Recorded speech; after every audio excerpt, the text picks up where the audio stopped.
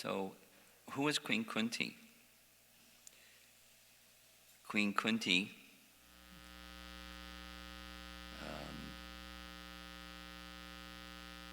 who was the father? Well, Queen Kunti and Vasudeva are brother and sister. So who was the father? Shurasena. So when Kunti was very young, her father, Shurasena, had a friend. And the friend was Kunti Bhoja. Kunti Bhoja and his queen were unable to conceive children, so very kindly, like brotherly-like affection, Shurasena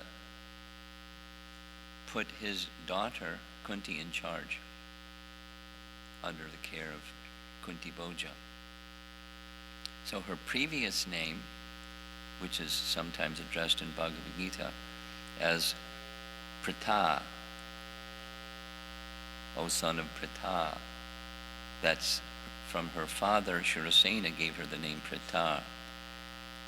But as time passed, she took on a nickname or a second name, and as the daughter of Kunti Bhoja, she became Kunti. And when she was young, very, very gifted, of course, we'll say, these are opulences of a pure devotee. She was very gifted with character, very gifted with beauty. She was renowned for being a fulfiller of Dharma. And in her young age, as a young girl, one time Durvasa Muni came to visit the kingdom of Kunti Bhoja. And everyone panicked. Look out, here comes Durvasa Muni. But Kunti was not intimidated. She was very happy to serve an exalted, great sage and Brahmana, Durvasa Muni. And Durvasa Muni was so pleased with her loving service. Durvasa Muni is a partial incarnation of Lord Shiva. And one of Shiva's names is Ashutosh. Ashutosh means one who is easily pleased, one who is easily angered. Easily pleased, easily angered. Don't anger Durvasa Muni, you're in trouble. But you pleased Durvasa Muni, and that's very special. So she served him so nicely that he wanted to give her a benediction. A very unusual benediction was given. He knew, because he was a great sage, that she would have difficulty in her married life of having children with her husband. So he gave her a benediction that here's a very sacred mantra, very special mantra, and you chant this mantra and you can call any one of the demigods and they will produce a child. See you later, Kunti.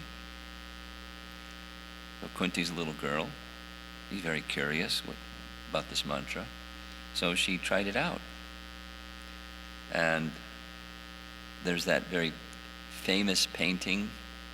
In fact, it's hanging, the original is a huge painting. It's hanging in the Chicago temple, where Kunti is in the palace of Kunti Bhoja, and she calls the sun god, and there's the sun god appearing on the veranda, brilliant as the sun. And Kunti's. And Vivaswan says, you called me, here I am. And she said, well, thanks a lot, but no thanks. And little discussion, and he explained to her that she would be able to conceive a child without losing her virginity. And then Kunti said, well, I can't walk around being pregnant for months. I'm not married. He said, don't worry, the child will be born right away. And, this and that. And so she agreed, and Karna was born. And Kunti was thinking, what am I going to do? There's a little baby, and I'm not a married woman. How can I tell them? Well, the sun god, this Durvasa Muni and the mantra, and people will think I'm lying. Who's going to believe this? Although the bodily markings on Karna's body indicated he was born with armor on his body. Kshatriya. So she didn't know what to do. She prayed and finally decided that the sun god, the father of the child, will protect the child. So she went to the Ganga and put the child in a little floating apparatus and prayed to the sun god, please take care of your child. So downstream, the child was found, and the child was then raised by a Shudra couple, forest-dwelling couple. So Karna was considered like that, although his birth was most noble. And this is one of the puzzlements of Mahabharata and Kunti's life and the tragedy of Karna. But that was her first child, Karna. Then Kunti, during her Swayamvar ceremony, her father, Kunti Bhoja, gave her that privilege to select her husband, and many great kings came. She selected Pandu, so she became the wife of Pandu. Later, Pandu accepted a second wife, Madri, and so the two, Madri and Kunti, became the queens of the emperor of the world. And as fate would have it, Pandu, having a special mantra to fire an arrow where he could hit the target without even seeing the target, he went at night when the sun had gone down, hunting, and he heard a sound like an animal drinking water in the river. So he fired an arrow and heard a human voice call out, "Ah!" So he went to the place and saw a young boy with an arrow in his chest. These Mahabharata stories are always very long. So the boy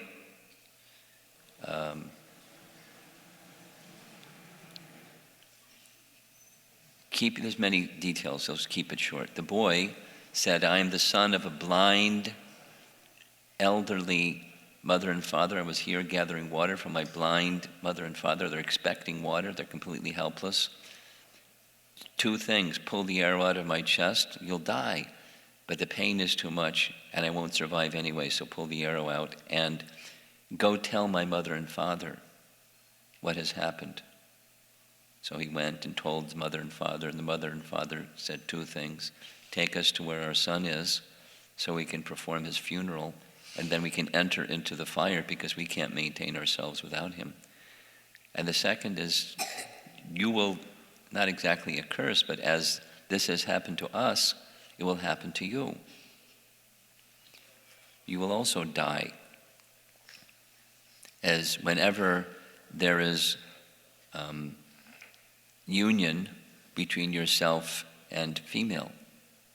So Pandu did all those things. They entered into the fire. He went back and told his queens, I made this big offense, and I've decided I want to purify myself. I'm leaving the kingdom, going into the forest, and undergo austerities and try to purify myself. So the queen said, "We're going with you." So they went with him. And in course of time, without the details, 5 sons were born with the use of the mantra.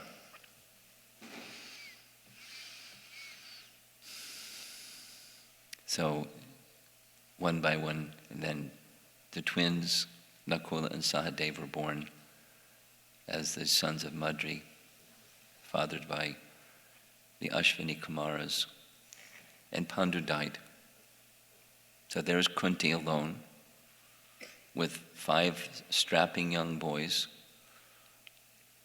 She sought the advice of Vyasadeva and the sages, and they all said she should at once go back to the royal palace. And rather than the whole history, here she is, where the Kauravas were in enmity against her sons because they wanted the kingdom. Dhritarashtra wanted his sons to be king, but it was not rightful, according to Dharma, the firstborn son. That was Yudhishthira. Actually, it was Karna. But Yudhishthira, firstborn son of Pandu, should be the king. So intrigue, and the result was the Kurukshetra battle. And after the battle, Yudhishthira became the king. And when the rightful religious king was in place, Krishna, who had come to Hastinapur, was now returning back to Dwarka. This is the scene of where the prayers begin. So as Krishna's about to get on his chariot, here the painting shows he's actually on the chariot. Kunti, because she's the queen, she has royal privileges. She went right through this big, huge crowd of people and right into the assembly, or through the assembly, right up to the chariot of Krishna, and offers these wonderful prayers. So that's the background. Now, the prayers of Queen Kunti begin with text 18, and I'm just going to do this little summary of Kunti's prayers, those particular few. Let us begin by saying this prayer together to Krishna. Hey Krishna Karuna Sindho Dinabandho Jagatpate Gopesha Gopika Kanta Radha Kanta Namostute. My dear Krishna, you are the friend of the distressed and the source of creation. You are the master of the gopis and the lover of Radharani. I offer my respectful obeisances unto you. So now the themes in this section of prayers go like this. There's, as appropriate for a pure devotee, this extreme humility that she expresses, berating herself as unqualified in so many ways, but that's her qualification, is her humility. She discusses in her own way, not by scholarship, but by her own devotion, the distinction between bhakti and gyan. And she revels in the inconceivable nature of Krishna, the great mystery. She finds Krishna's position is very mysterious, and in different ways describes that. His inconceivable, mysterious pastimes, specifically his pastimes, and demonstrating his position, because he's covered, people cannot see because he's covered by the curtain of Maya. And another important theme is Krishna protects those who take full shelter of him. And a big message throughout all of these prayers is the inconceivableness or the contradictory feature of Krishna. So non-devotees can't understand. It comes back to this at the top, bhakti versus gyan. By knowledge or by speculative understanding, Krishna cannot be understood. He remains a mystery. One looks at him, and she points it out, while he's giving protection. For example, he gives protection to those who take shelter of him, but he's equal to everybody. So it looks like he's unequal while he's equal to everybody. Or I'll point it out as we go along, that he's inside of everything and outside of everything, yet he cannot be seen by anybody. Contradictory. He's everywhere, inside and outside of everything, and no one can see him. Contradictory. And so forth, you'll see. This is a theme. So that's the themes. And now we'll begin with text 18.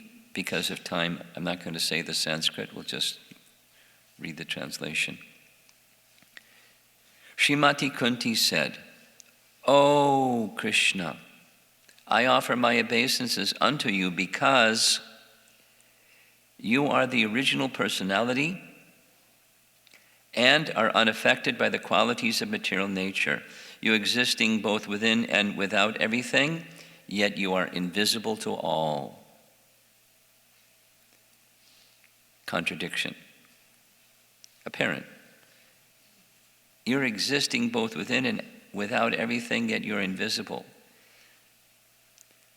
And another contradiction, if you consider it carefully, he's the original personality, he's the source of everything, but he's unaffected by that which he is the source of. So in one sense that makes sense. But he stands alone. He's not one of us. She knows that. Now, Krishna is her brother's son. But you're not one of us. And she knows that. Later she's going to say, "I don't understand you." She understands him. But she's saying, "I don't understand you." And we'll explore that. There's lots of apparent contradictions in all of this.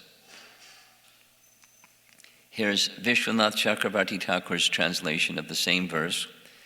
"I offer my respects unto you, the Supreme Person, the Original One, the Controller, beyond the control of Prakriti, unseen by material senses and existing inside and outside of all living beings." Again, I'm just doing a summary here, not going into depth of any of these. Here's how he presents his commentary, Vishwanath. Understanding everything that Krishna had done recently, Kunti was unable to tolerate the agitation caused by the great respect that arose in her heart.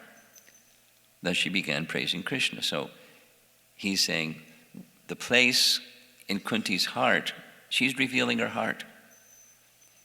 It's very similar to the gopis when Krishna was leaving, because they were shy.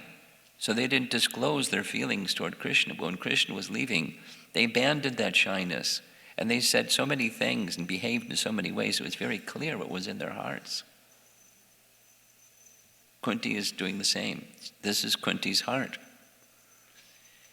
Everything that Krishna has done, thing after thing after thing, so amazing that she was feeling reverence, great respect. Wasn't like Braja prema. This is more like Dwarka prema or Mathura prema. It's the intimacy is less, but so there's an enormous amount of reverential devotion that she's feeling. And so she's praising Krishna in that way. And as Krishna hears Kunti's praises of him, starting with this first verse, here's how Vishwanath, I like his commentary. his way of commenting. So he's taking word by word.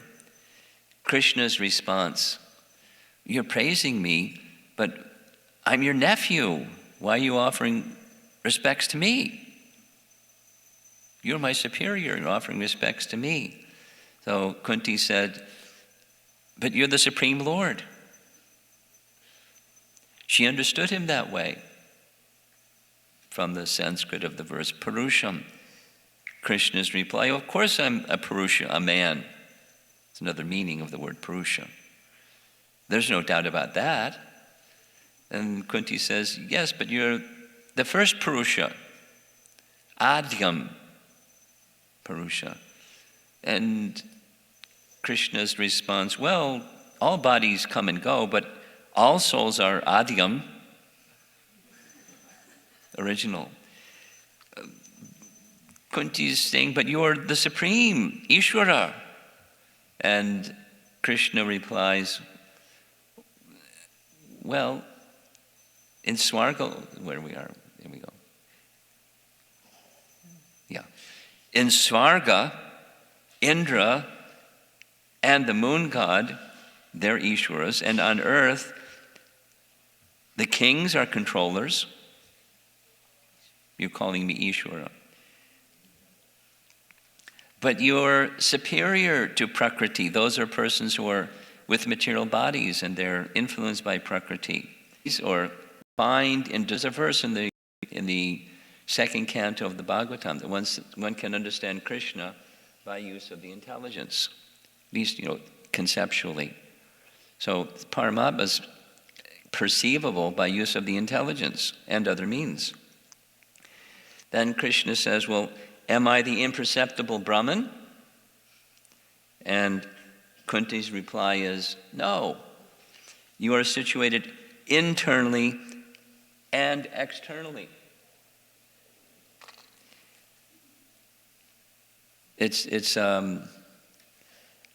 his way of taking the words of Kunti's prayers and making a play on them. Apparently contradictory, but she's clear, but she's pointing out there are these apparent contradictions. You're existing both within and without of everything, but no one can see you, alaksham. Now she's seeing him, that you're going to hear. I'm seeing you, but I'm not seeing you. Another contradiction. Now, Samavrata, Krishna is covered by the curtain of Yogamaya. We're going to hear this word curtain used again. And so ordinary people can't understand him. Now Kunti's not an ordinary person, but she's referring to others in this first verse, but in a moment she's going to refer to herself. We'll see, it's subtle, it's very sweet.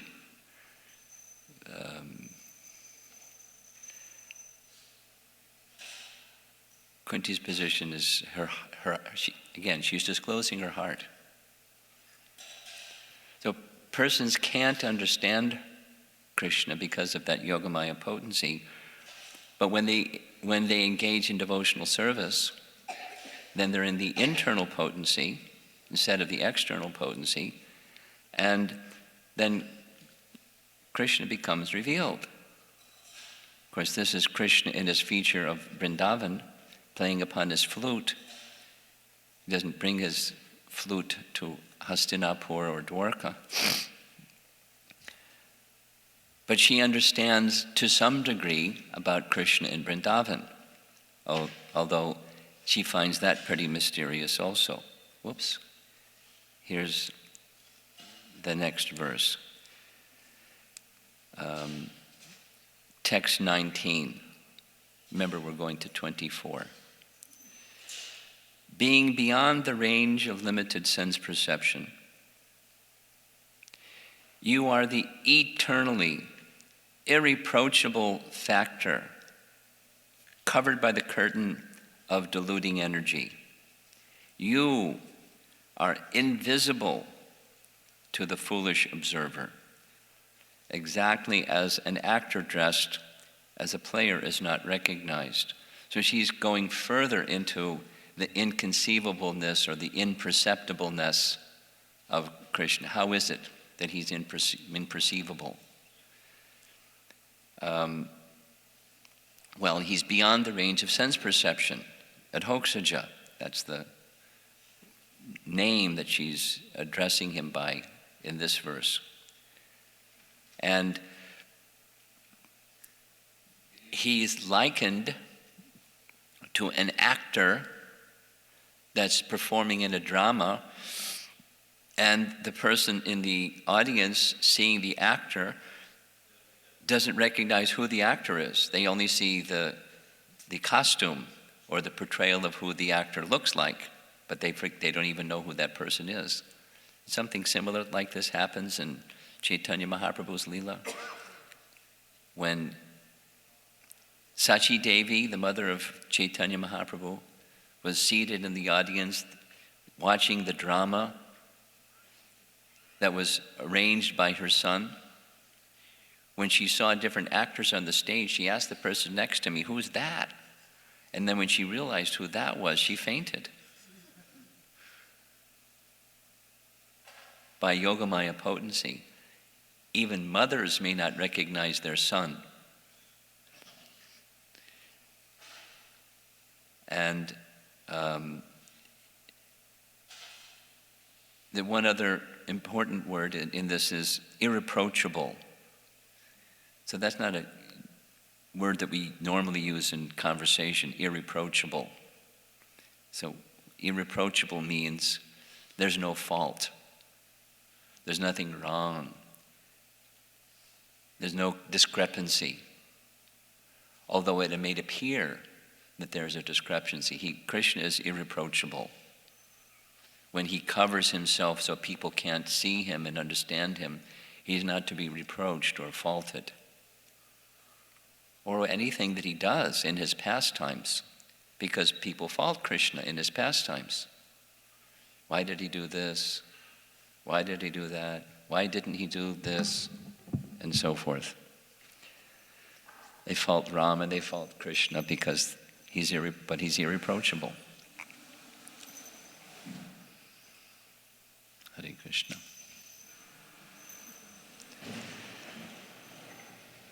Okay, so now I took an image from the internet to illustrate this last verse, like an actor on stage where people don't recognize who the actor is. So there's two actors, The Lion King, the Broadway production of The Lion King. So there's whatever, a lion, a lioness, and they're facing off. And so there's the mask in the front, but behind is the person, and they don't see the person, they just see the mask. And similarly, the position of Maya, or Maya Shakti, is this is one of Krishna's potencies, like a mask, where persons are deluded.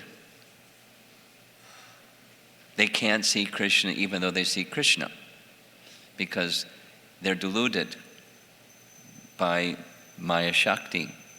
It's a nice painting.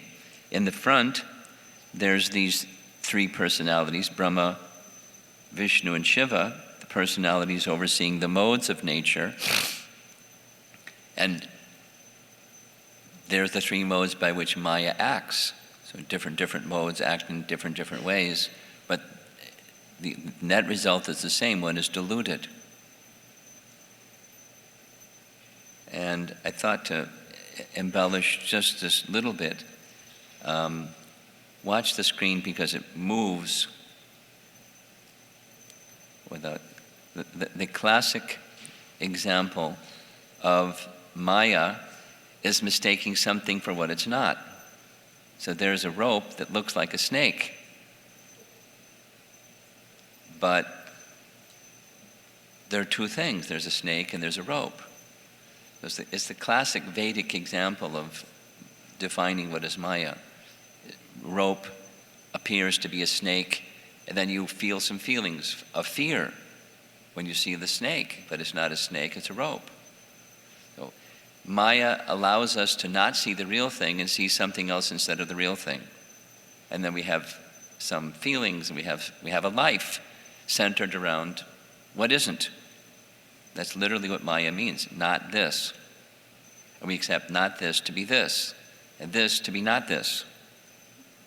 That's the feature of Maya. And with Krishna, it works just the opposite. There's a nice painting of the Katyayani Vrata, where the gopis are worshiping goddess Katyayani to get Krishna as their husband. And there's a very nice painting of same pastime. Krishna appeared in the Kadamba tree to take the position of their husband, or perform a lila where he commits that I will become your husband one day. The verse that's specific to this point is chapter 22, text 4. Each of the young unmarried girls performed her worship while chanting the following mantra: O goddess Katyayani, O great potency of the Lord, O possessor of great mystic power and mighty controller of all, please make the son of Nanda Maharaj my husband. I offer my obeisances unto you.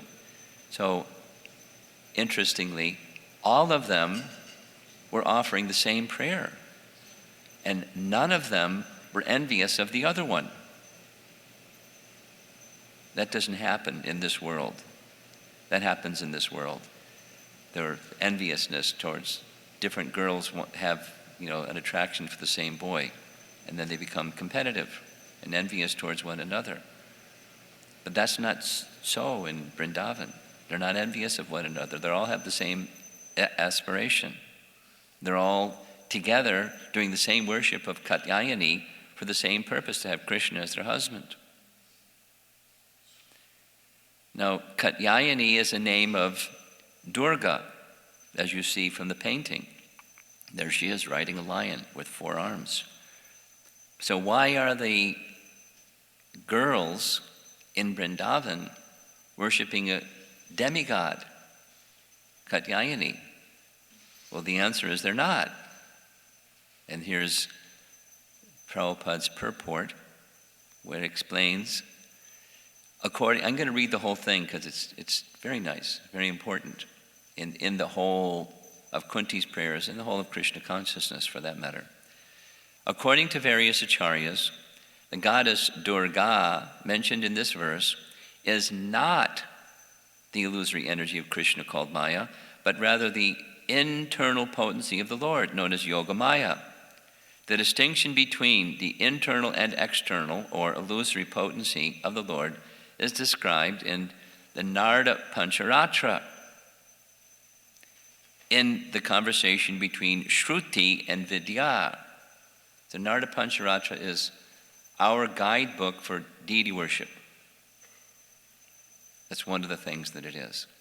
So in that Narada Pancharatra, it's a Vaishnava explanation, and it's pretty authoritative. It's discussion between Shruti, that's the Vedas, and Vidya, very elevated sources. And the translation goes like this: the Lord's inferior potency, known as Durga, is dedicated to his loving service. Being the Lord's potency, the inferior energy is none different from him. There is another superior potency whose form is on the same spiritual level as that of God himself.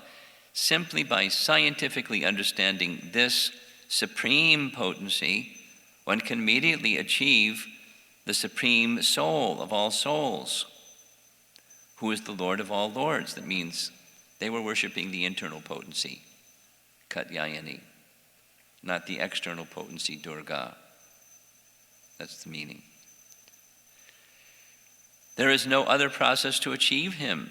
That supreme potency of the Lord is known as Gokuleshwari, the goddess of Gokula. Her nature is to be completely absorbed in love of God, and through her, one can easily obtain the primeval God, the Lord of all that be. The internal potency of the Lord has a covering potency known as Mahamaya, who rules the material world. In fact, she bewilders the entire universe, and thus everyone within the universe falsely identifies himself with the material body. Nice, huh?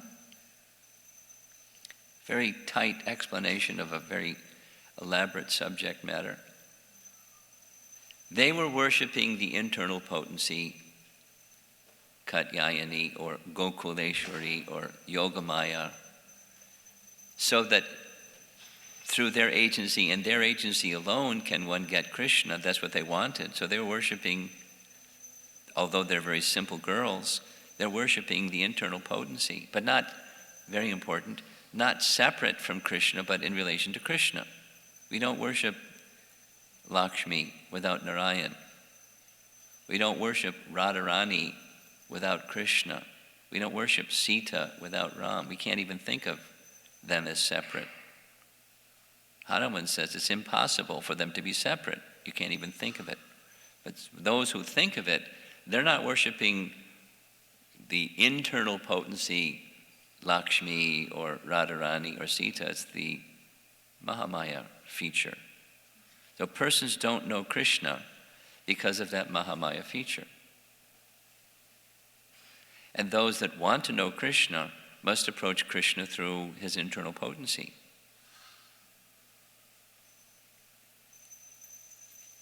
So Kunti knows that. She's most highly educated and most highly refined and most highly realized, but she's portraying herself as one who's not. That's her humility. Again and again and again and again. She's very consistent in her humility. It's not sometimes. And this internal potency is manifested in Vrindavan as the gopis, but each of them the gopis are expansions of Srimati Radharani, and simply to enhance the happiness of Radha and Krishna. So here's Vishwanath Chakravarti Thakur's rendering of the verse. I do not know you, covered by the screen of Maya, beyond the knowledge of the material senses, and unaffected, just as the puppeteer behind the screen moving the puppets is not understood by the eyes of the ignorant. No, she knows all this, but she's portraying herself as one that doesn't know all this. That's her humility. I'm sorry. Oh. There we go. Okay, sorry about that. There's a puppet. And the puppet is a man playing a violin. So somebody in the audience that doesn't see the puppet strings may think the puppet is playing the violin. But if puppeteers are really expert, they can not only have the puppet move, but they can have the puppet play a violin, and you can hear the violin playing, and simple people in the audience think, oh, the puppet's playing a violin, or that wooden person over there, he's playing a violin. Isn't that good? But a learned person will know it's the puppeteers that are causing the puppet to play the violin. Got it? I hope it's clear. So when we see things in life, it looks like somebody's doing something. But behind that somebody doing something, there's somebody that's controlling that somebody that's doing something. So not seeing Krishna is the influence of Mahamaya, the deluding potency. So it's likened to a screen And behind the screen, there's puppeteers, and in front of the screen, there's puppets. Yes? Kunti has that realization. She's saying, this is Vishwanath saying, I don't know you because I'm covered by Maya. You who are beyond the material senses, you're on the other side of the screen. I can only see the screen and what's on this side of the screen. She can see because of her quality of devotion. Okay, now here's his commentary. Sorry about that. Since internally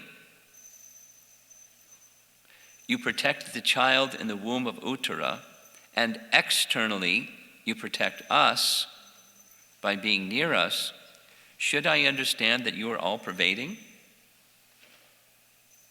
See the play going back to the first one? You're inside everything, outside of everything, but no one can see you. So am I the all-pervading Brahman? Is that what's to be understood? No. He's a person. She's not a philosopher, but she's a philosopher. She's not a highly learned person, but she's a highly learned person because knowledge has been awakened in her heart through bhakti. So she knows things that persons that are scholarly and philosophers can't understand. They see contradictions only. But she understands through bhakti, just like the discussion yesterday evening. Through devotional service causes the detachment and knowledge awaken. She's got it. But she's portraying herself as one who doesn't get it. I'm bewildered. So here's a little image of, we're going to hear this later in these first sets of prayers, where Krishna protected Maharaj Parikshit within the womb of Uttara. So that's inside.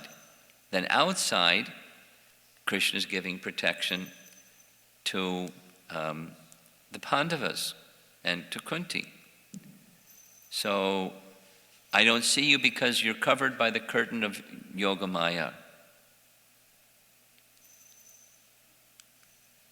So Krishna's reply, Vishwanath says, oh, then Maya covers me? Am I covered by Maya? And of course the answer is no. It is like the fool who thinks that the sun is covered by a cloud. I see you as covered because my vision is covered by Maya. Because you are beyond sense knowledge, adhoksajam. Sense knowledge, akshajam, jnanam, is situated below you, adha. I do not have the power to contact you, since my knowledge arises from my senses, like the knowledge of a fool. Now, again, this is her humility. She understands perfectly well, but she's portraying herself as a fool, that I only know those things that can be knowable through my senses, but she knows things that are beyond the senses. This is Kunti. This is part of Kunti's exaltedness. The example is given by Vishwanath of the moon, full moon, on a cloudy night. So you can't see, you can see the moon is there, but you can't see the fullness of the moon because it looks like the moon is covered by clouds, but the moon is not covered by clouds. So this is another, for me, this is a big puzzle of how Kunti gets away with criticizing herself like this. Vishwanath presents.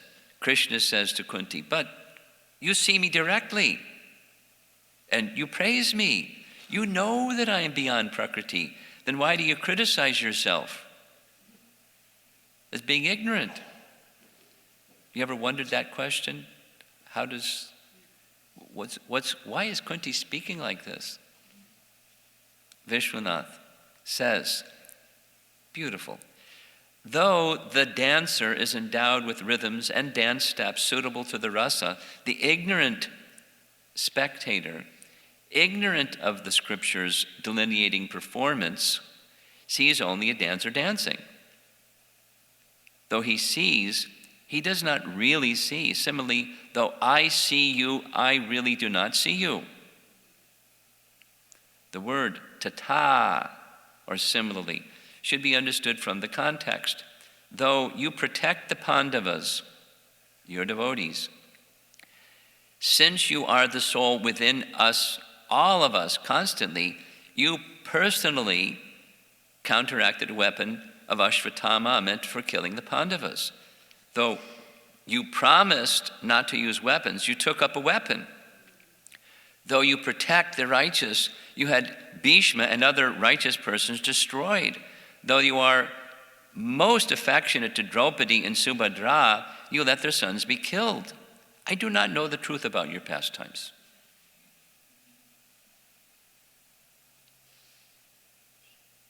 I see you, but I don't see you.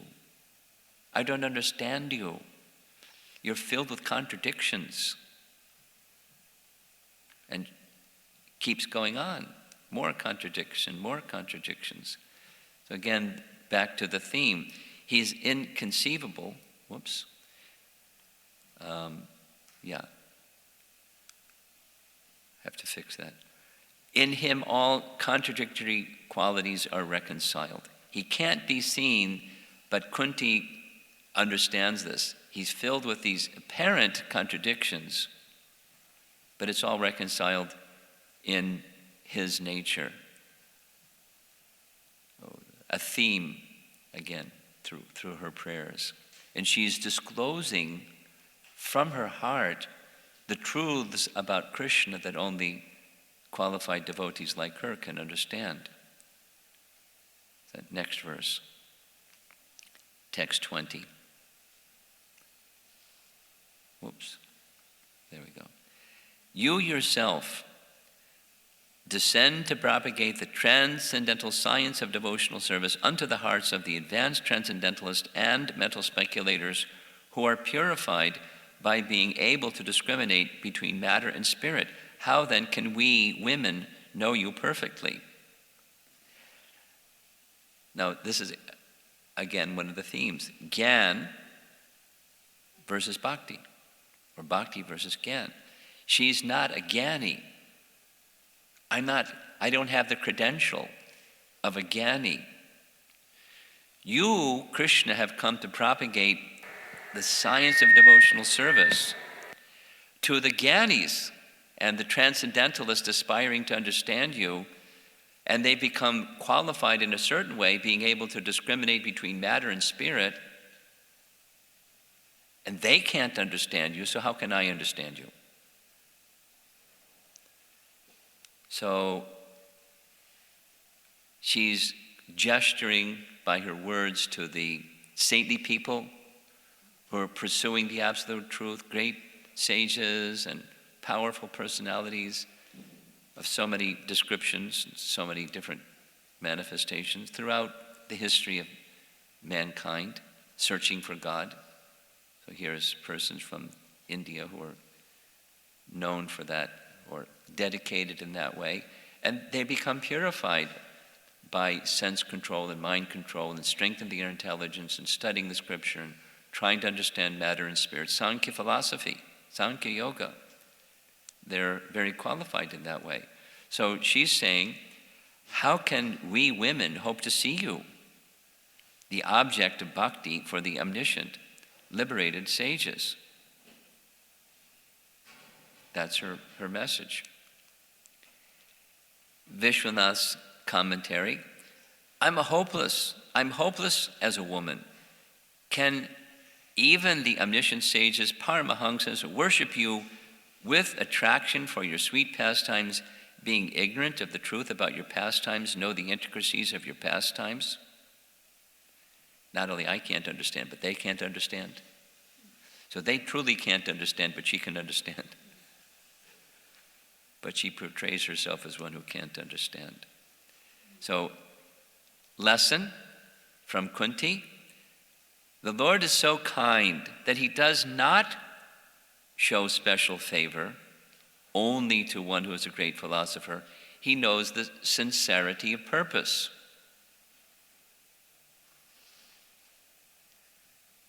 Very important. In bhakti, or on any spiritual path, the sankalpa, the intention, the purpose that you're trying to fulfill. In some cases, it's wanting to know the truth. I was at a home program last weekend, and someone in the audience was kind of new to Krishna consciousness.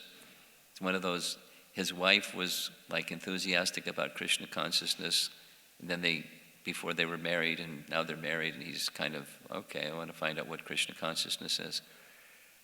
And he's not, rah-rah. He's not opposed either. He just wants to know. So that's a great qualification. Not accepting or rejecting because of rah-rah, or, just being I'm going to be stuck in my position of being a philosopher, and I can't be convinced because I'm approaching the process by speculation, and I'll never understand by the process of speculation. I'll never know. I'll never be convinced. Sometimes it's easier for women to accept Krishna consciousness and a little more difficult for men because the rational faculty doesn't permit them to understand Krishna. But when men become convinced, because some bhakti awakens by association and little prasadam and some other things, then it's become good, strong devotees.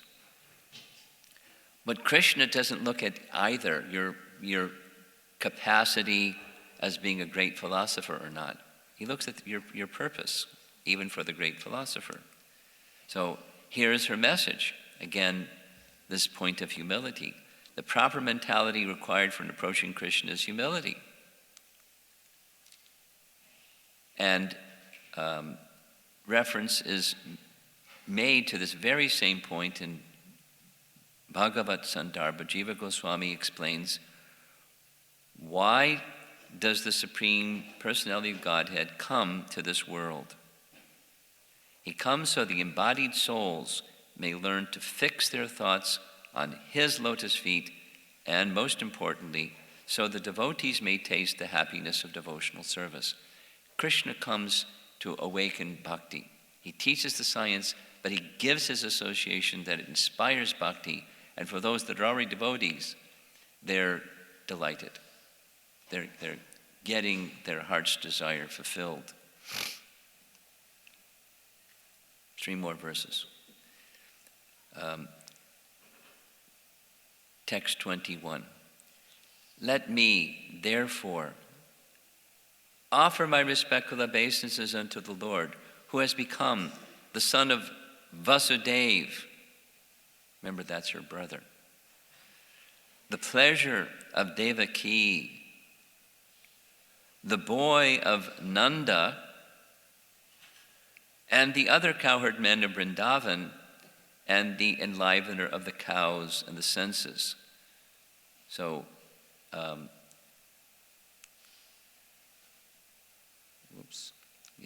we'll start with this painting. This is Vasudeva bringing child Krishna to replace the child of Yashoda.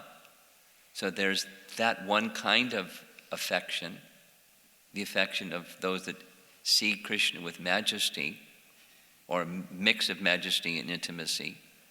And then there's the residents of Vrindavan, and they see Krishna simply in this other way, with simply affection.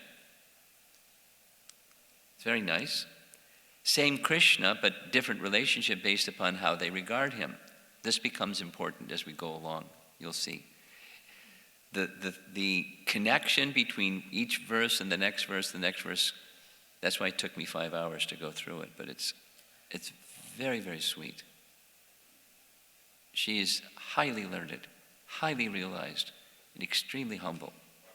And she's disclosing the answer to these apparent contradictions that scholarly people, or those of us that are beginners in Krishna consciousness, can't understand. because our bhakti isn't so strong. So next verse, text 22. My respectful obeisances are unto you, O Lord, whose abdomen is marked with a depression like a lotus flower, who are always decorated with garlands of lotus flowers, whose glance is as cool as the lotus, and whose feet are engraved with lotuses. Now, one of the commentaries makes the point, commentators, she doesn't start speaking about Krishna's feet, like when you have darshan of the deity, or to take darshan of the feet and moving upwards. She doesn't do that. She doesn't do that because she doesn't want to embarrass Krishna. She's speaking to Krishna. And Krishna doesn't like when Kunti is offering her praise. He sees her as his mother. But she sees him as the Supreme Lord. Another contradiction. A clash of rasa, or bhav, I should say.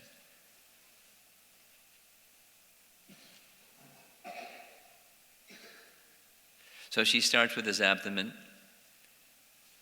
then his garland and his chest, then his eyes, and then his feet, in that sequence. So the lotus image is repeated 4 times. Pankha in Sanskrit means mud. You know, mud's not glorious. But a lotus grows from mud. Therefore, it's pankaja, that which is generated from mud. But the imagery is very special. Prabhupada speaks of it this way. If we see a lotus flower, he's explaining this verse. If we see a lotus flower, we can immediately remember Krishna. Just like if you love your child, if you see any garment, a small ship, toys, or any playthings, immediately you remember your child. Oh, this is my child's shoes. This is my child's playthings. This is his garment. So it is the custom of love. So when we hear the verse spoken by Kunti, she's using the imagery of the lotus because it helps her remember Krishna.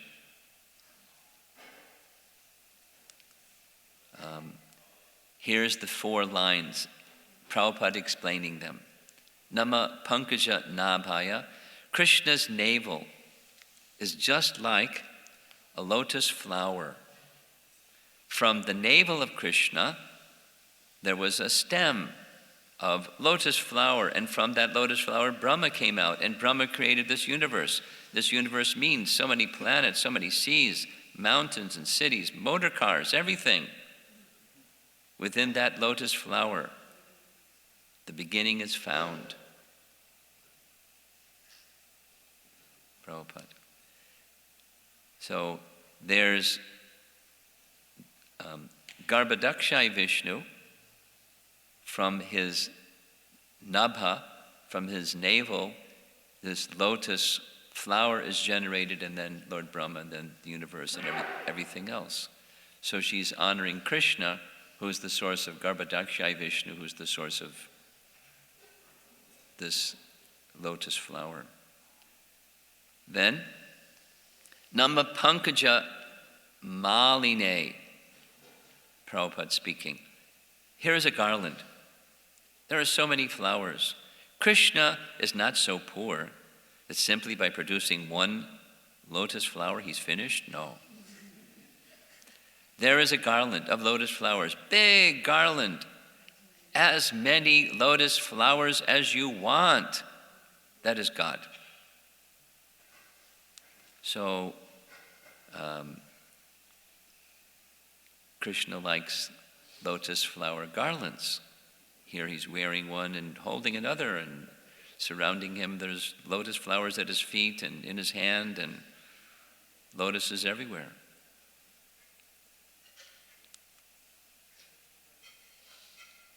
And here's Srimati Radharani offering nice garlands unto Krishna, although there's no lotuses in the garlands apparently, but She likes offering garlands to Krishna. Nama Pankaja Netraya. This is the third line. Krishna's eyes are compared with the petals of a lotus flower, same as in Brahma Samhita, that we pray to Krishna like this. Alola Chandrakala Sadvana Malya Vangshi. His eyes are like lotus petals. And nice imagery by ISKCON artists. When we see some scene, we may not see the eyes of Krishna behind the scene, but the eyes of Krishna are behind the scene.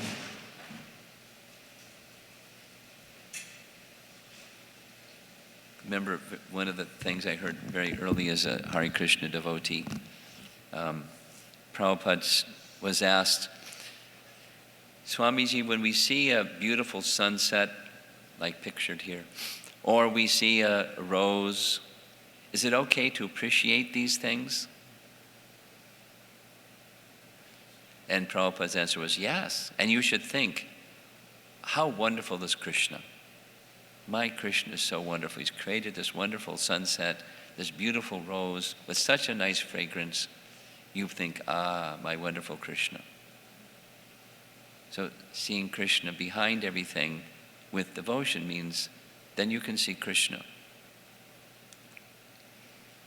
And then the last line, Namaste Pankajangraye, and Krishna's lotus feet are engraved with lotuses. Here's an image of Krishna's lotus feet, and if you examine carefully, I took the time, there's one image that's in both of his feet, and that's the lotus. There and there. So these are the markings on the soles of Krishna's lotus feet. And there's Krishna's lotus feet. In Vishwanath's commentary, he writes, I am also counted among the fortunate, for you give happiness to my eyes, receiving the sight of your navel, garland, eyes, and feet, become pleasantly cool. Next to the last. O Rishikesh, master of the senses and lord of lords, you have released your mother, Devaki, who was long imprisoned and distressed by the envious King Kamsa, and me and my children from a series of constant dangers. So this comes now the theme of protection. Krishna is very kind and he gives protection. So Devaki is her sister-in-law, her brother's wife. Krishna protected Devaki. He released Devaki from prison. And the terrorizing that was going on by King Kamsa, her brother. But Krishna also delivered the Pandava and the Kuntis from a series of constant dangers. So in Prabhupada's commentary, he presents these series of constant dangers, mentioning when Duryodhana tried to feed Bhima a poisoned cake, when Duryodhana tried to burn the Pandavas alive in a palace made of black, when the brothers had to face man-eating Rakshasas like Hidimba, when they were cheated by the Kauravas in gambling, and on numerous other occasions. So Krishna protected them. Of course, Krishna orchestrated the difficulty, and then Krishna protected them. Now, comparing the two, our acharyas don't fail to make this comparison, with Devaki and Vasudeva, Krishna and Balaram, pictured here, they released Devaki and Vasudeva from prison after having killed Kamsa. Another painting of the same. So they were in danger, but Krishna protected them. And making a comparison, Kunti was more fortunate. Kunti was shown more favor than Krishna's own mother. And here's how. Kunti was shown far more favor because Lord Krishna did not save the other children of Devaki. The first 8 children of Devaki were killed, whereas he saved the children of Kunti. This was done because Devaki's husband, Vasudeva, was living, whereas Kunti was a widow. And there was none to help her except Krishna. The conclusion is that Krishna endows more favor to a devotee who is in greater dangers. So celebrate if you have greater dangers. You'll get more favor of Krishna. Sometimes he puts his devotees in such dangers because in that condition of helplessness, the devotee becomes more attached to the Lord. The more the attachment is there for the Lord, the more success is there for the devotee. So relish when you have dangers. Relish the protection that Krishna will extend to you, provided you intensify your attachment for him. Now the last is basically a Mahabharata section. My dear Krishna, your lordship has protected us from a poison cake, from a great fire, from cannibals, from the vicious assembly, from sufferings during our exile in the forest, and from the battle where great generals fought. And now you have saved us from the weapon of Ashvatthama. The emphasis here is Krishna's role in giving protection to his devotees. In this case, comparing herself to Devaki, she got special protection because of her helplessness and exclusive dependence upon Krishna. So in the verse, there's a number of Sanskrit terms that indicate how Krishna provided his protection. And again, this isn't the 5-hour version, this is a mini version, so I'm not going to go into each of the Leelas, but Vishat indicates poisoned cake. So the poisoned cake episode was when Duryodhana and company had a plan to kill Bhima. That's Bhima. They fed him enough poison in cake to kill 100 men. They wanted to make sure he died. But he didn't die. He fell asleep and they tied him up and they rolled him into the river Ganges, and the current of the Ganges carried him to the bottom regions where the Ganges flows, in the bottommost parts of the universe where the Nagas live. And here he's having a battle with the Nagas because the Nagas bit him with a particular poison, was the exact antidote for the poison that was administered to Bhima. So he came out of his state of unconsciousness, saw the Nagas, expanded his body, burst the ropes that he had been tied up with, and had a battle with the Nagas. And then there's a long description of how he then returned, even stronger, having been fed some of the Naga nectar. Long description. So Krishna protected Bhima and the Pandavas from the poisoned cake, from Maha Agni, the great fire, the house of lac shown in the painting, another plan to burn the Pandavas alive, another plan of Duryodhana with conspiracy by others. But it was a failure because Krishna protected them. He protected them through the agency shown in the painting of Vidura, who told them of the plan, told them to dig a tunnel, told them when the fire was to be lit, told them to escape through the tunnel, and is waiting at the other end of the tunnel to take them on the other side of the river. through the agency of Krishna's devotee, one may be protected. The devotee is acting as the agent of Krishna. And Purusha Ada, cannibal persons, a whole description. When they're traveling undercover or incognito through the forest, they encountered Hidimba and Hidimbi, Rakshasa and Rakshasi, and Bhima had a big battle with Hidimba, and guess who won? Bhima. So Bhima, again, getting strength from Krishna, as Arjuna, as anyone gets strength from Krishna. The Pandavas were protected. And Asat Shabhaya, the assembly of the vicious, Asat Shabhaya, where Draupadi was to be stripped naked by the Kauravas, Dushasana here grabbing her sari, another nice painting of the same. And Krishna came and protected directly because of Draupadi's exclusive dependence upon Krishna. And Vana, Vasa, Krichrata.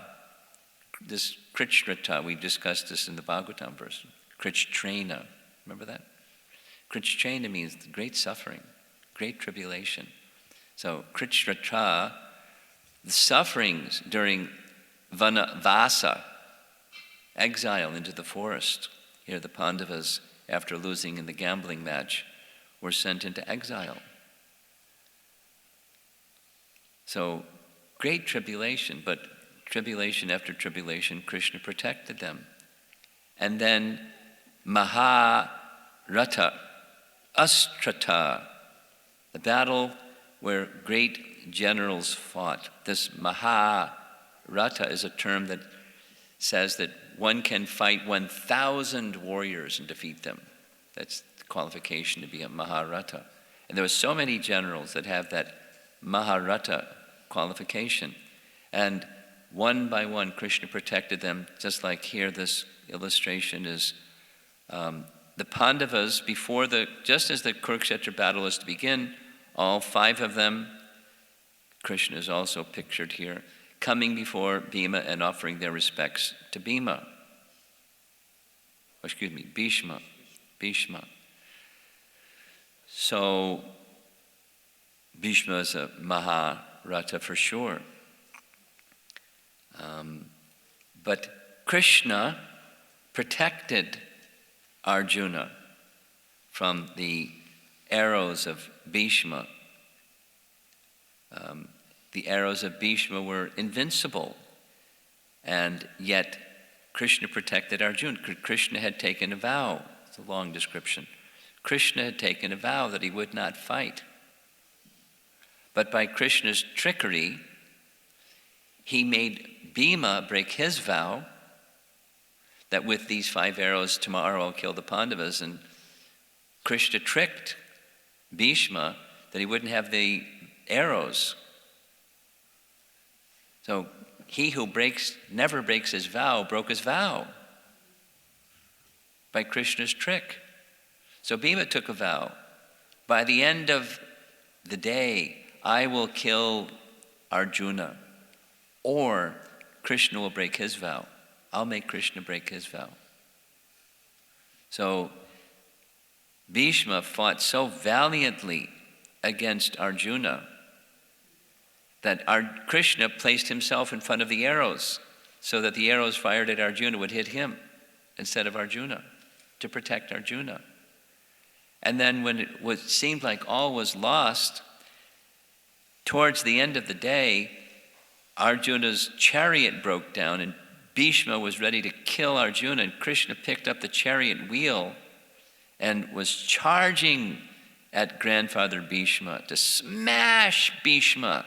He who promised he would not take a weapon took a weapon. The wheel of Arjuna's chariot. Here's a close-up of the same painting. Perspiration coming down Krishna's forehead, his body ashen by the the dust raised by the hooves of the horses on the battlefield. Arjuna is trying to stop Krishna valiantly. Grandfather Bhishma just drops his weapons. Krishna broke his promise. Because Krishna holds protecting of his devotee above his own promise. That's more important to Krishna than anything. His quality of Bhakta Vatsala supersedes everything. So Krishna protected Arjuna. And later, when Bhishma was invincible, they went to Bhishma and said, "What are we going to do to defeat you?" "Oh, you should have asked me. I can tell you how you can defeat me." It was Krishna's idea. Just ask Bhishma, he'll tell you how you can defeat him. So long narration, which I'm not going to go into because we don't have 5 hours. But for the wedding of one of his brothers, grandfather Bhishma, went to the Swayamvar ceremony of the king of Kashi, and he kidnapped all 3 sisters, pictured in the painting here, Amba and Ambika and Ambalika. And without the long narration, Amba later became Sikandi in her next life. Sikandi, Bhishma said, "You put Sikandi in front of the army, I'll not fight." Because Sikandi, before Sikandi became a warrior, was a woman at birth. It's a long story.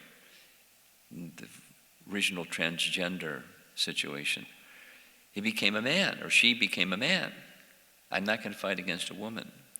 So Sikandi, pictured here on the right, was put directly against Bhishma in the battle. Bhishma put his weapons down. He's not going to fight a woman. And as a result, Sikandi was able to pierce the armor of Bhishma, and Bhishma was killed. Krishna gave his protection. And then, we're almost done. Jayadrath, another great general that Krishna arranged the protection from. Now, there's a very nice painting, whole series of paintings. There's Jayadrath on his wedding chariot. He married the daughter of Dhritarashtra. Dhritarashtra had 100 sons and 1 daughter. And Dushala was his 1 daughter, and Jayadrath married her. On his wedding day, he's riding after the wedding with his newly married wife, and over in the field, he sees Draupadi. The man is so lusty, even on his wedding day. He became overwhelmed with the beauty and the features of Draupadi. And it didn't go away. It continued. And as it continued, he came back later and tried to abduct her. But Draupadi is not a weakling. She punched him right in the jaw, knocked him to the ground.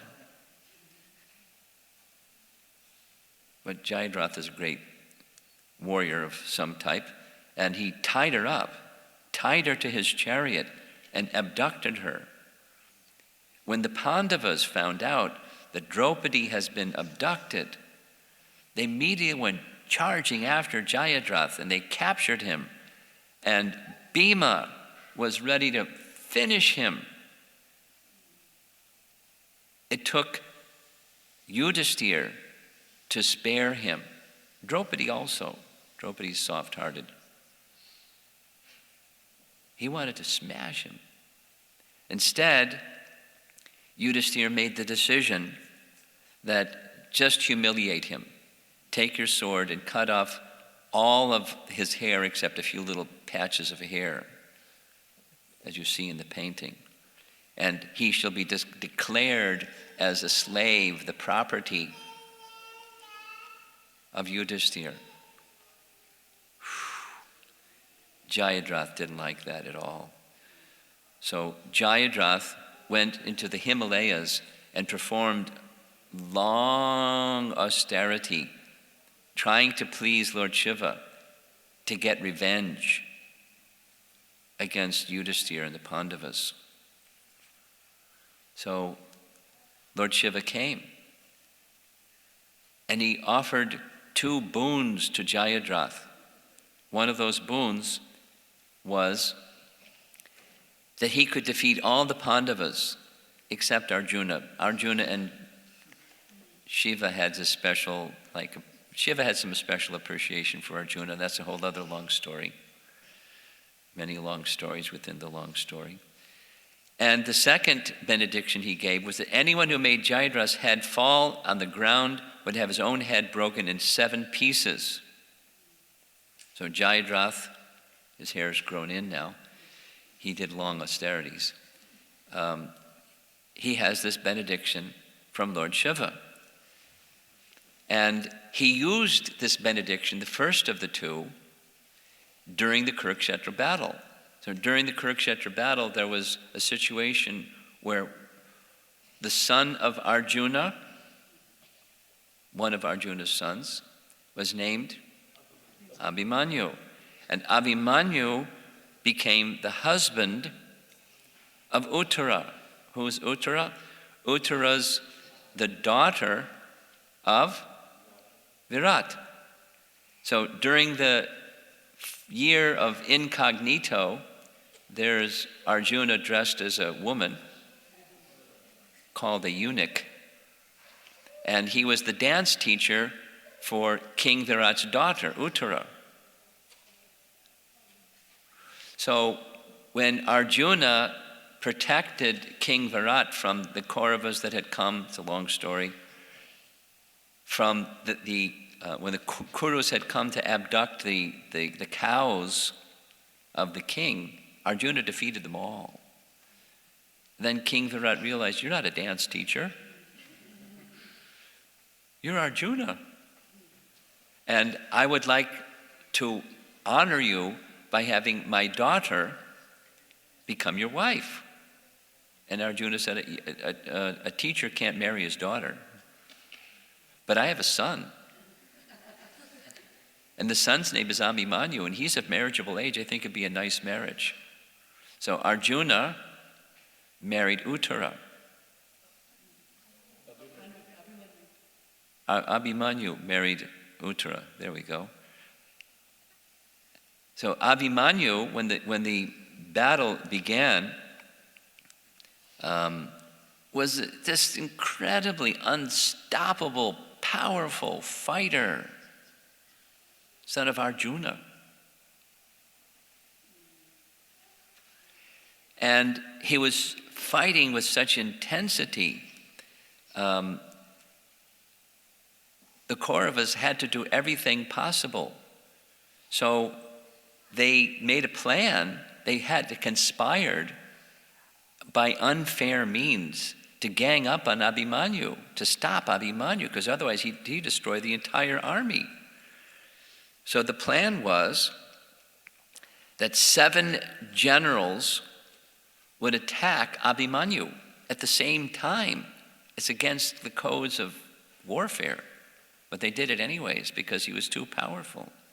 And the plan was that while he was circled by different groups of warriors headed by 7 generals, he was fighting and fighting and fighting so ferociously. He picked up, when his weapons ran out, he picked up a chariot wheel and started bashing them with the chariot wheel. And they cut off his arms, and he was still fighting them without arms. It was such an intense fighter. Meanwhile,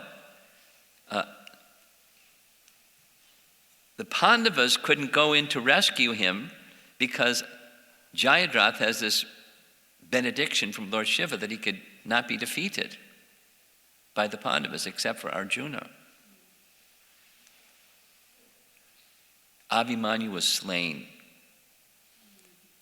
And Arjuna took a very heavy vow by the end of the day that the next day during the battle, I will destroy Jayadrath or I'll enter into fire.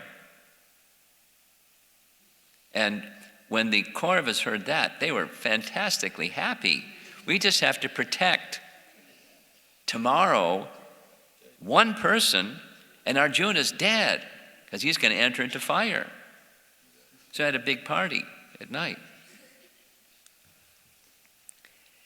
Krishna asked Arjuna, "Why did you take such an impossible vow?" And Arjuna said, "I knew if I took this vow, you'd protect me.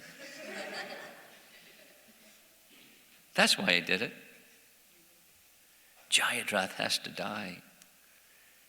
So, day 13 of the 18-day battle, there's the armies lined up. That's just one side of the armies, and the other side is over here. Huge array of, and the whole plan from the Kaurava's side is one thing: protect Jayadrath. Protect Jayadrath. Protect Jayadrath. So Arjuna had taken this terrible vow, and he attacked the Kaurava army with such viciousness, hundreds of arrows, the numbers of persons, something like 30,000 soldiers were killed in 1 hour by Arjuna alone. He was so intensely fighting, furiously fighting. Then the Kauravas sent Dronacharya.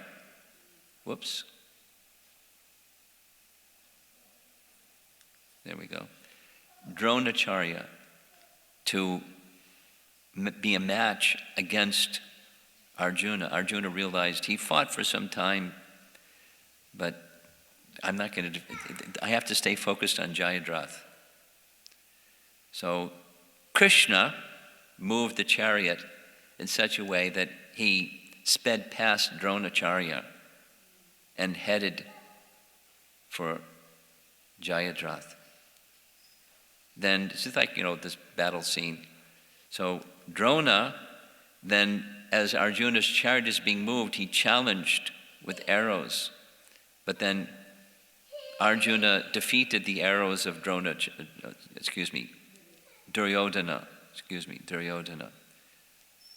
So that was unsuccessful. Now, Duryodhana's hand and fingers were pierced by the arrows of Arjuna. I don't want to mess with this guy. I want to go for Jayadrath. So, very intense scene. Arjuna is now approaching Jayadrath, and the huge, intensely fierce army defending Jayadrath.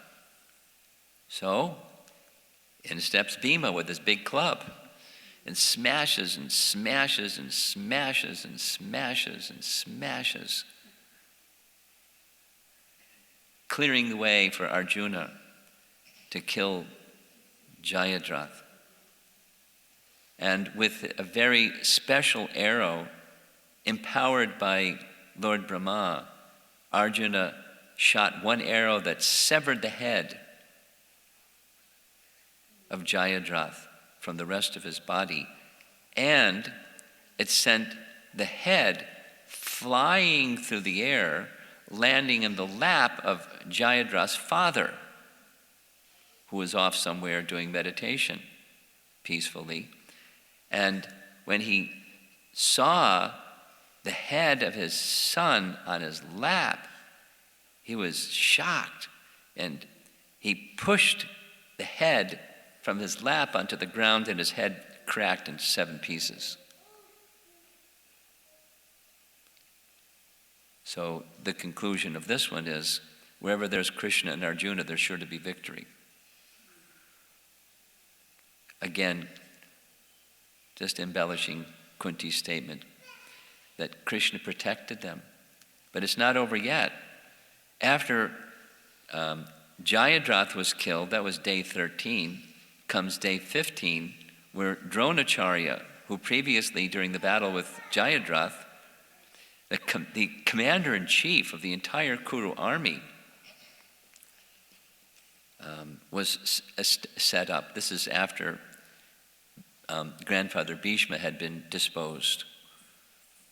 So Dronacharya, great hero, great warrior, the teacher of all the Pandavas, he had learned all the military skills from Parshuram. Very, very powerful. How to defeat Dronacharya? Krishna stepped in once again. Krishna gave the solution. Bhima, with his club, had killed an elephant. And he called out loudly, Ashvatthama, the elephant is dead. He didn't say Ashvatthama the elephant, he said Ashvatthama is dead. And Drona heard, Ashvatthama is dead. So he went to Yudhishthira to say, is it true? Ashvatthama is dead? Krishna said, tell him yes. Because Yudhishthira never tells a lie. So he said, yes, Ashvatthama is dead. Ashvatthama, the elephant, is dead.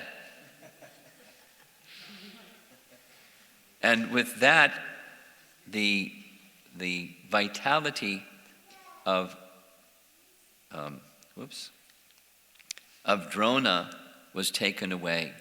He just sat in meditation, dropped his weapons, was fixing his mind on the personality of Godhead. He was a devotee of sorts, mixed, but a devotee of sorts. And so it was arranged, long history behind this one too, that the son of Drupad, whose name was Drishtadumna. Drishtadumna was destined to kill Drona. So Drishtadumna at this time was the commander-in-chief of the Pandava army. Where are we? Oh, sorry. There. The commander-in-chief of the Pandava army, and Drishtadumna took the opportunity to approach the place where Dronacharya was sitting, and he beheaded him. So Dronacharya is finished, and then comes, who's that? Karna, day 18. We're almost done. It's 18-day battle. 17. Karna, we heard a little bit about Karna, the first son of Kunti, was very, very, very powerful warrior. So Krishna instructed Arjuna how to defeat him. What happened was the wheel of Karna's chariot got stuck because the field was so bloodied by mud that the earth became soft and muddy. So his wheel got stuck in the mud. So he got down from his chariot and was trying to unstick the wheel. And Krishna said to Arjuna, kill him. And Karna protested. What kind of personality are you? You know this is against the principles of Dharma. And Krishna's reply, when it suits you, you adamantly oppose an unjust act against yourself or against your friends, but you do not speak up against the injustice of others. Where was your sense of justice when the Pandavas were cheated out of their kingdom? Or when Draupadi was dragged into the assembly by her hair? Or when 6 warriors surrounded Abhimanyu and cut him down? No, my friend, you will be treated the way you have allowed others to be treated. The giver of karma. As you sow, so you shall reap. So he instructed Arjuna, release the arrow. And Arjuna released this very special weapon, Anjalika weapon, and Duryodhana was killed. And as you see in the painting, he went back to his father, the sun god. Then the final day, when when Karna, the dear friend of Duryodhana, was killed, he lamented so terribly he was unconsolable. Now is the time for Bhima to fight with Duryodhana, final day. Now, Duryodhana had this painting, is a painting of Duryodhana seated by Krishna's head, where he chose Krishna's armies, where Arjuna was at Krishna's feet. He just chose Krishna. Krishna, you come to my side. Because Krishna said, I won't fight. There's my armies and there's me. Duryodhana wanted his armies, and Arjuna wanted Krishna. So, big battle between Duryodhana and Bhima, very, very skilled in fighting with a club. There's the Pandavas and Krishna. Looks like Balaram sitting there with the plow also, observing the battle. And neither could defeat either one. So Krishna gave the hint how to defeat him. He tapped his thigh, because it was arranged again by Krishna that Duryodhana's body, which had become invincible except that part of his body that was covered by his gamsha, when Gandhari removed her cloth and saw the body of her naked son except where his private parts were covered, arranged by Krishna. So that part was vulnerable. Otherwise, the austerities of Gandhari had protected her son. So, big battle, and finally Duryodhana was maimed beyond his capacity to move, and eventually died in that condition. Following the destruction of Duryodhana came the final event. This is almost final slide, where the astra weapon of Ashvatthama was sent to kill the son of the child within the womb of Uttara. So this is the final act of protection that Krishna showed, that's spoken of by Kunti. So the end slide here is Rake Krishna Mare Ke, Mare Krishna Rake Ke. He whom Krishna protects, no one can kill, but if Krishna wants to kill someone, no one can give him protection. So, summary, many great misfortunes befell the Pandavas, but in all circumstances they simply depended on Krishna, who always saved them. That's Prabhupada's words. Okay, so I've taken too much time, but that's summary of the first set of verses of Kunti's prayers, and then we'll continue from text 25. And I'll go a little more slowly. We'll probably just cover a few verses this evening. Any discussion?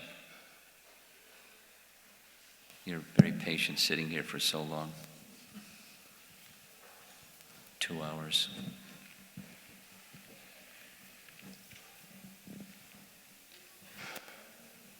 Yes? Yeah. So I was just wondering, well, they're both different, but do they have the same functionality, and how do we regard them?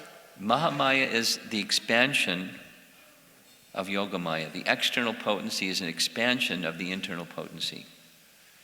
Both, the similarity is both are unalloyed devotees of the Lord. One is the expansion of the other.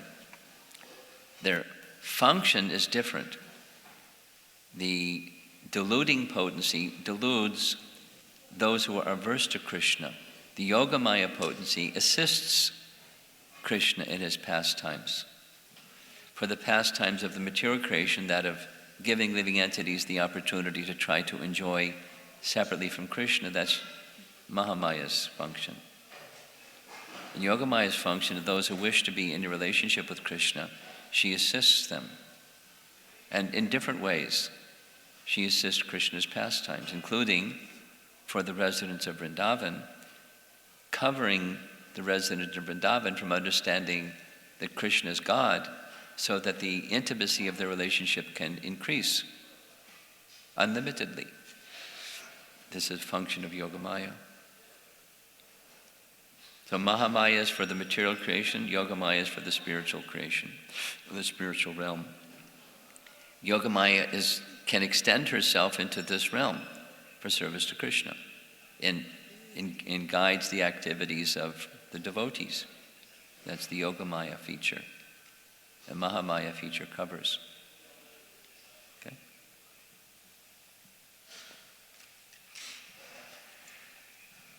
Okay.